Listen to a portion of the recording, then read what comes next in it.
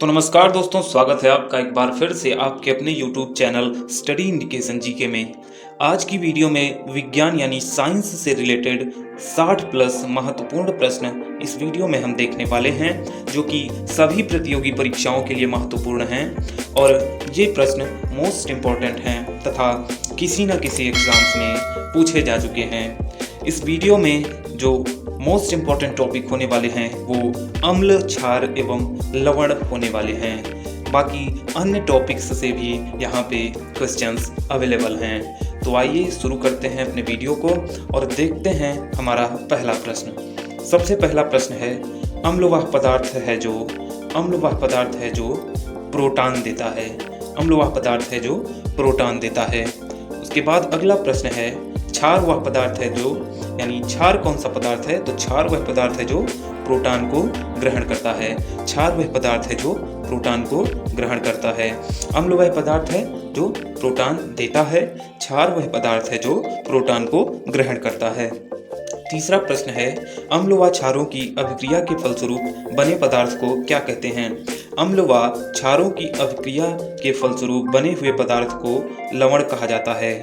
अम्ल एवं क्षार जब अभिक्रिया करते हैं तो उससे लवण का निर्माण होता है। इसको आपको ध्यान रखना है क्योंकि ये प्रश्न मोस्ट इम्पोर्टेंट क्वेश्चंस हैं। चौथा प्रश्न है, उदासीनीकरण क्रिया से बनता है। उदासीनीकरण क्रिया से क्या बनता है, लवण और जल बनता है।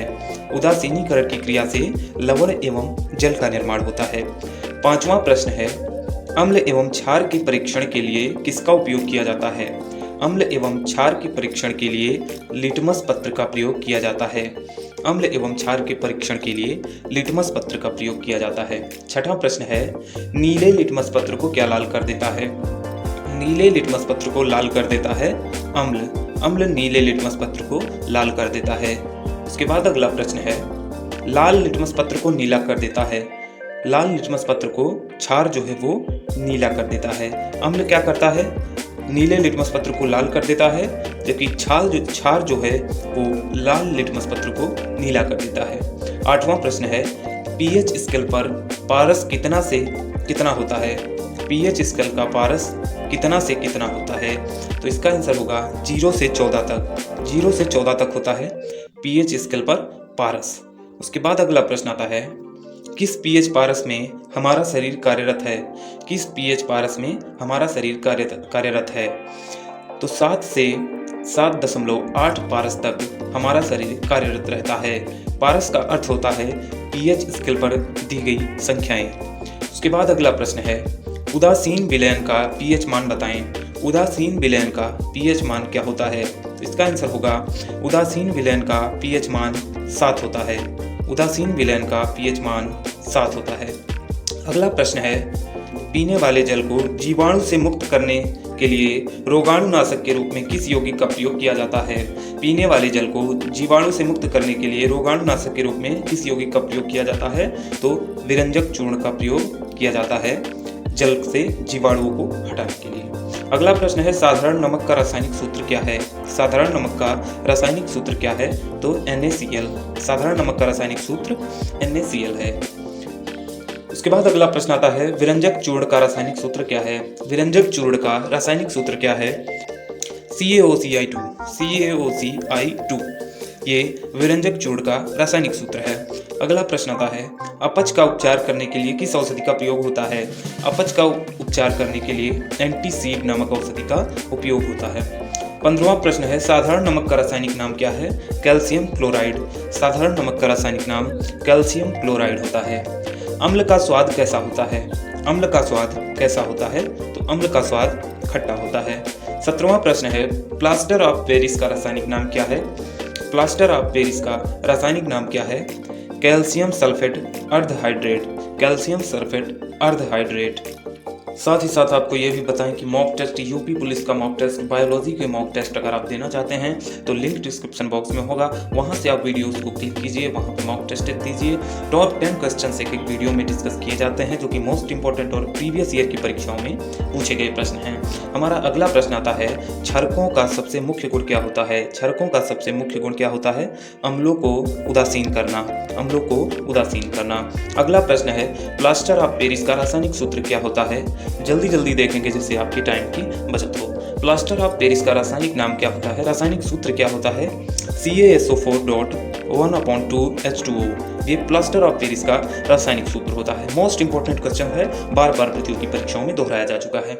खट्टे स्वाद वाली वस्तुओं में कौन सा पदार्थ पाया जाता है? अम्ल पाया जाता है। खट्टे स्वाद वाली वस्तुओं में कौन सा पदार्थ पाया जाता है? अम्ल पाया जाता है।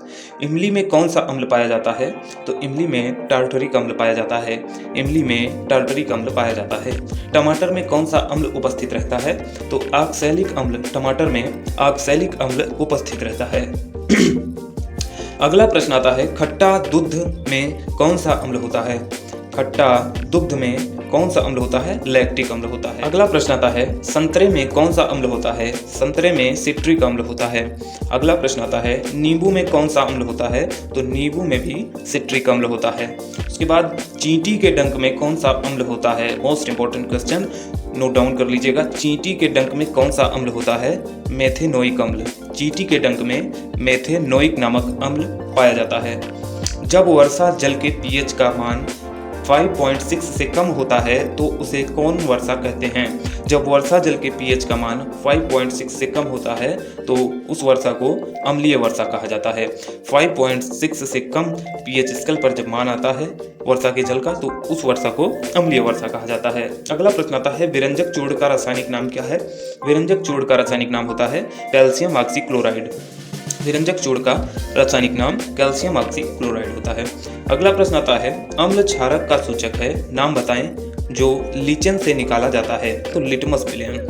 लिटमस विलेन को लीचेन से निकाला जाता है। तीसवां प्रश्न आता है, CaSO4.1/2H2O का सामान्य नाम क्या होता है? Plaster of Paris. सभी ऊपर हमने देखा CaSO4.1/2H2O का सामान्य नाम प्लास्टर ऑफ पेरिस होता है। अगला प्रश्न आता है, लिटमस पत्र पर अम्ल का क्या प्रभाव पड़ता है? माफ कीजिएगा, यहाँ टाइपिंग मिस्टेक है। लिटमस पत्र पर अम्ल का क्या प्रभाव पड़ता है? तो लिटमस पत्र नीला लिटमस पत्र को लाल कर देता है। अम्ल जो है वो नीला लिटमस पत्र को लाल कर देता है। अगला प्रश्न है, क्षार का लिटमस पत्र पर क्या प्रभाव पड़ता है? तो क्षार लाल लिटमस पत्र को नीला कर देता है। क्षार जो है वो लाल लिटमस पत्र को नीला कर देता है। इन दोनों प्रश्नों में कंफ्यूज नहीं होना है। काफ़ी स्टूडेंट हमारे भाई जो है वो कंफ्यूज हो जाते हैं इन प्रश्नों में कि क्या अम्ल लाल करता है कि क्षार लाल करता है, तो इसमें आपको कंफ्यूज नहीं होना है। लाल लिटमस पत्र को क्षार नीला कर देता है जबकि नीले लिटमस पत्र को अम्ल जो है वो लाल कर देता है। उसके बाद अगला प्रश्न आता है, जिप्सम का रासायनिक सूत्र क्या है? जिप्सम का रासायनिक सूत्र होता है CaSO4.2H2O। CaSO4.2H2O। अगला प्रश्न है, उदासीनीकरण अभिक्रिया कब होती है? उदासीनीकरण अभिक्रिया कब होती है? जब अम्ल एवं क्षारक के बीच अभिक्रिया होती है। जब अम्ल एवं क्षारक के बीच अभिक्रिया होती है तो वही उदासीनीकरण अभिक्रिया कहलाती है। अगला प्रश्न है, लिटमस पत्र का स्रोत, लिटमस का स्रोत क्या है? लिटमस का स्रोत क्या है? लीचेन। लिटमस का स्रोत क्या है? लीचेन। क्षारकीय पदार्थों का स्वाद कैसा होता है? क्षारकीय पदार्थों का स्वाद कैसा होता है? कड़वा, यानी क्षारीय जो पदार्थ होते हैं उनका स्वाद कड़वा होता है। लिटमस का प्राकृतिक रंग क्या है? लिटमस का प्राकृतिक रंग क्या है? बैगनी। लिटमस का जो प्राकृतिक रंग होता है वह बैगनी होता है। यह भी मोस्ट इंपॉर्टेंट क्वेश्चन था। जिंक सल्फेट का रासायनिक सूत्र क्या है? जिंक सल्फेट का रासायनिक सूत्र ZnSO4। जिंक सल्फेट का रासायनिक सूत्र ZnSO4। कपड़ों के विरंजक के लिए किस यौगिक का उपयोग किया जाता है? कपड़ों के विरंजक के लिए विरंजक चूर्ण का उपयोग किया जाता है। उसके बाद अगला प्रश्न आता है, बेकिंग सोडा का रासायनिक नाम क्या है? Sodium hydrogen carbonate. Baking soda का रासायनिक नाम सोडियम हाइड्रोजन कार्बोनेट, ये आपको ध्यान रखना है। अगला प्रश्न आता है, प्राकृतिक सूचक का नाम बताइए। प्राकृतिक सूचक का नाम बताइए, हल्दी या लिटमस। उसके बाद अगला प्रश्न आता है, क्षारकों को उदासीन करना किसका मुख्य भाग है? क्षारकों को उदासीन करना किसका मुख्य भाग है? अम्ल का। उसके बाद अगला प्रश्न आता है, खाने वाला सोडा किसे कहते हैं? खाने वाला सोडा बेकिंग सोडा को कहते हैं। उसके बाद अगला प्रश्न है विरंजक चूर्ण किस प्रकार बनता है। विरंजक चूर्ण किस प्रकार बनता है। बुझा हुआ चूना क्लोरीन से अभिक्रिया करके विरंजक चूर्ण बनाते हैं। बुझा हुआ चूना क्लोरीन से अभिक्रिया करके विरंजक चूर्ण बनाता है। किस प्रकार के आयन बनते हैं जब क्षार को जल में विलय किया जाता है। किस प्रकार के आयन बनते हैं जब क्षार को जल में विलय किया जाता है। OH नेगेटिव आयन बनते हैं जब क्षार को जल में विलय किया जाता है। बेकिंग सोडा का रासायनिक सूत्र क्या है। बेकिंग सोडा का रासायनिक सूत्र NaHCO3 ये बेकिंग सोडा का रासायनिक सूत्र है। जब नीले लिटमस पत्र को HCl में डाला जाता है तो क्या होता है। जब नीले लिटमस पत्र को HCl में डाला जाता है तो क्या होता है। नीला लिटमस पत्र लाल हो जाता है। नीला लिटमस पत्र क्या हो जाता है, लाल हो जाता है। अगला प्रश्न आता है धोने के सोडे का रासायनिक नाम क्या है। धोने के सोडे का रासायनिक नाम क्या है। Sodium carbonate decahydrate. Sodium carbonate decahydrate. उसके बाद अगला प्रश्न आता है धोने का सोडा का रासायनिक सूत्र क्या है। धोने का सोडा का रासायनिक सूत्र क्या है। Na2CO3.10H2O। Na2CO3.10H2O ये धोने के सोडे का रासायनिक सूत्र है। CaOCl2 का प्रचलित नाम क्या है। विरंजक चूर्ण। अभी ऊपर वाले प्रश्न में हमसे पूछा गया था कि विरंजक चूर्ण का रासायनिक सूत्र बताइए। अब यहाँ नीचे प्रश्न में यह दिया गया है CaOCl2 का प्रचलित नाम क्या है, तो ये विरंजक चूर्ण है। अगला प्रश्न है जल की स्थायी कठोरता को हटाने के लिए कोई यौगिक का नाम लिखें। जल की स्थायी कठोरता को हटाने के लिए किसी यौगिक का नाम लिखें तो सोडियम कार्बोनेट। जल की स्थायी कठोरता को हटाने के लिए सोडियम कार्बोनेट का उपयोग किया जाता है। अम्लीय विलयन का pH मान क्या होता है।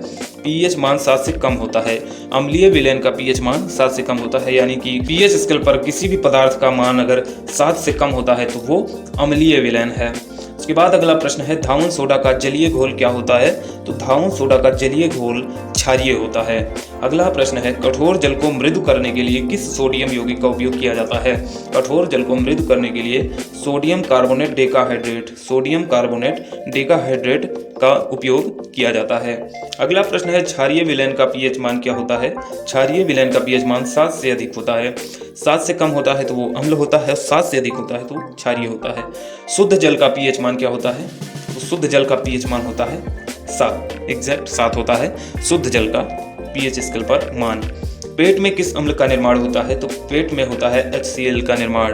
पेट में HCl का निर्माण होता है, हाइड्रोक्लोरिक अम्ल। कोई विलयन लाल लिटमस पत्र को नीला कर देता है तो इसका pH मान क्या होगा, 7 से अधिक होगा। लाल लिटमस पत्र को नीला कर रहा है यानी ये क्षार होगा। उसके बाद अगला प्रश्न आता है कोई विलयन नीला लिटमस पत्र को लाल कर देता है तो इसका pH मान क्या होगा, 7 से कम। 7 से कम यानी अम्ल। उसके बाद अगला प्रश्न आता है बिना बुझे हुए चूने का रासायनिक सूत्र क्या होगा, CaO।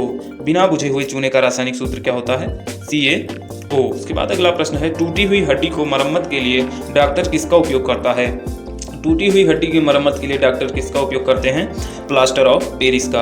उसके बाद अगला प्रश्न आता है और आज की वीडियो का अंतिम प्रश्न टार्टरिक अम्ल का प्राकृतिक स्रोत क्या है। टार्टरिक अम्ल का प्राकृतिक स्रोत क्या है, इमली। टार्टरिक अम्ल इमली में भरपूर मात्रा में पाया जाता है। तो बस ये थे आज की वीडियो के 16+ मोस्ट इंपॉर्टेंट साइंस के क्वेश्चंस। उम्मीद है प्रश्न आपको बहुत अच्छे लगे होंगे। मोस्ट इंपॉर्टेंट क्वेश्चंस थे, प्रीवियस ईयर की परीक्षाओं में पूछे गए प्रश्न थे। तो उम्मीद करते हैं वीडियो आपको पसंद आई होगी। वीडियो पसंद आया हो तो लाइक ज़रूर कीजिएगा और दोस्तों के साथ वीडियो को शेयर जरूर कर दीजिएगा। चैनल पर पहली बार आए हैं तो सब्सक्राइब करके नोटिफिकेशन बेल को ऑन कर लीजिएगा। तो बस आज की वीडियो में इतना ही। मिलते हैं अगली वीडियो में दमदार मोस्ट इंपॉर्टेंट जीके की tips and tricks and most important questions के साथ। तब तक के लिए नमस्कार।